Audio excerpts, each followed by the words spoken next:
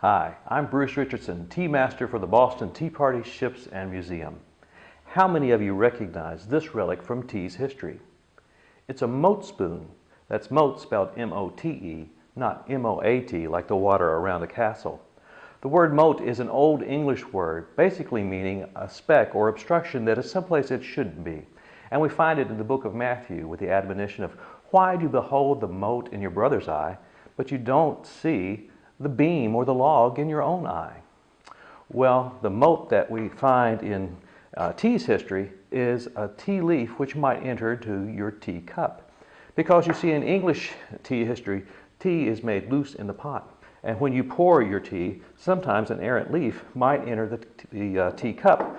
Well, any good hostess would have one of these on her table with a slotted bowl that would demote the tea. Simply remove the mote or the tea leaf.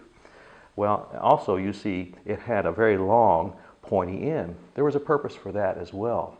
Many of you who have poured tea notice that sometimes the tea will clog the tea spout. Well, this was the original roto-rooter. The long pointy end was put into the spout and it was circulated to remove the tea leaves that obstructed the spout and made tea pouring very easily once again.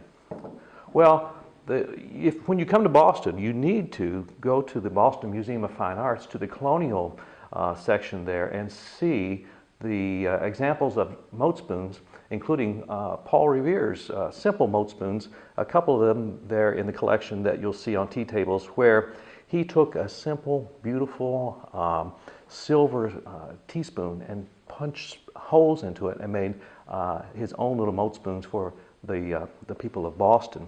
Well, the mote spoon gave rise later on to a Victorian invention, which was the tea strainer. Some of you may have these in your own collection, and they did away with the mote spoon because, as you know, you just put the strainer on top of your teacup and then pour your tea through the strainer, and all those wonderful holes catch any errant tea leaves or motes and demote your tea easily.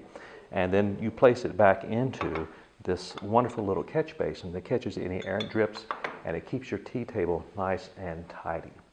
Well, until we see you in Boston, go forth and make good tea.